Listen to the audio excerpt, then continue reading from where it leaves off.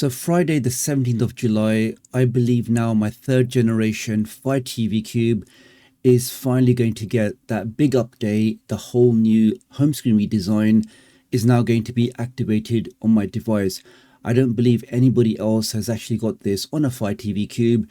The other devices have all been Fire OS 8 devices, like the second generation FireStick 4K Max, which does have the new update, or the brand new Vega-based devices. They all come with the new home screen, but nobody so far on the Fire TV Cubes has noticed or received the new update. But I do think it's happening on my device today. So we'll let this update finish. I'll then restart my device. Then I'll show you the 3 things you can do on your device to try to accelerate or push this process through so you can also receive the new home screen. And just while you're waiting, guys, please do take a moment to hit that like button and double check that you are subscribed with all notifications. So again, when these new things break, when there's brand new updates, when there's breaking news, you'll be the first one to know. Many thanks. Okay, let's give this a second. Okay, I think my device is now restarting. In fact, do leave me a comment below if you do have a Fire TV Cube and if now your device does have that new home screen.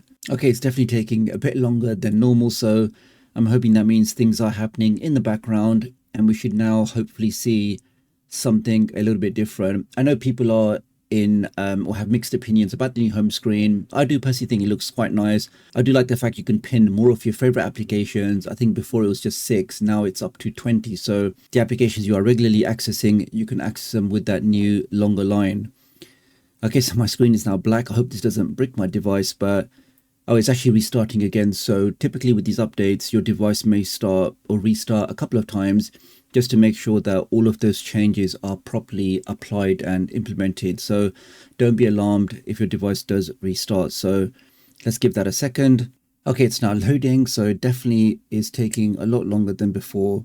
And there you have it, guys. So I can confirm now my third generation Fire TV Cube running Fire OS 7 has now been given access, or the new home screen has now been enabled on my device. Again, please do leave me a comment below if you do have a Fire TV Cube and you can now see the home screen, because again, I haven't heard of anybody else with a Cube who's now seeing the new home screen. Let me take you to the settings. Let's go down into settings. See, that doesn't work. So again, it doesn't actually open up the settings. So instead of taking me to the settings page, I just stay in the search. So I'll have to use my voice and say, open settings. Okay, that works okay. We can now see the new layout. Let's go down to my Fire TV. Let's go to about, and we can see that my device as of Friday the 17th is running Fire OS 7.7 1.5. And we can see now, even again, there's another update for me to install. So let's do that together.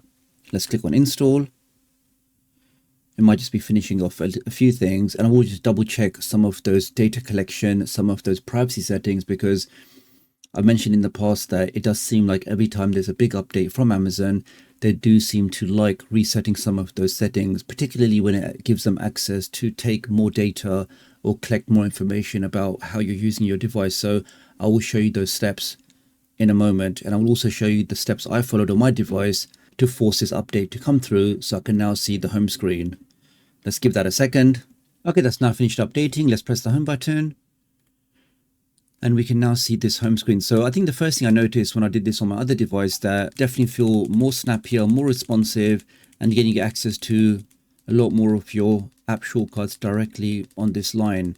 Now you do also get a new layout at the top, so you do get quick access to all of your films, your movies, your TV programs, and they have a new live section which is now aggregating content from more free applications that you can then access from a single screen. So I can see a fully featured guide with different channels, and I can now see other applications which are providing some content into that channel list. You can also add in more live sources. Now again, depending on your region, particularly if you are in the United States, you will get access to a lot more sources, and you can therefore add in lots more free channels that you can access directly on the home screen of this new Fire TV layout. You can of course mark channels as your favorites, and you can then also access the electronic program guide, which you can see is working absolutely fine. Now, some of the bugs I did discover, we can see the first one, that when you go to the left, you select settings, it doesn't actually start And the only way to get to that is to then use your voice. So that's one bug we can see has transitioned from the Fire TV Stick Max 2nd generation over to this 3rd generation Fire TV Cube. Now, one of the other things they added into this new home screen is if you now long press the home button, 3, 2, 1, we can see right behind my head, we can see this new pop-up menu. So this kind of replaces the previous menu that we're used to, where you get options to go to your applications, to screen mirror, to put your device to sleep. Now when I long press, I can now see these options here. So I can modify my display settings, audio, I can enable display mirroring, I can see my smart devices, I can set sleep timers. So I can say, for example, leave this running for 30 minutes, then the Fire Stick will then automatically switch off. And you can also access your accessibility features from here as well. So that's the quick access panel. Now, if I back out of this, let me show you what I did on my device to try to force the update.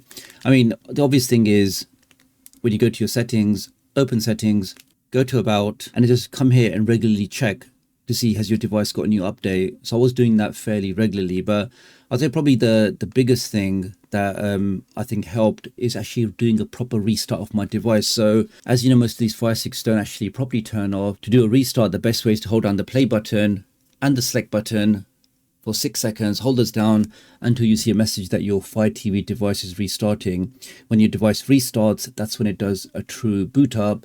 And potentially then if there's updates which are waiting, then they're more likely to come down with a fresh restart than just when you're using your device. So probably if you are really interested in the new update, I would try to do that on your device first and see if you can then speed up the process of getting that new update. So that's that. And in terms of settings, what I always say after any update, make sure you do go over to your preferences, go over to your privacy controls, and make sure these 3 device usage data, app usage data, interest-based ads are all set to off, because we really don't want Amazon collecting any information about anything that we do on our devices. You can also go into your manage sharing from apps. Let's go into that and make sure this is also disabled, because again, we don't really want to be sharing information from certain applications back to Amazon. So again, also make sure that's turned off on your device.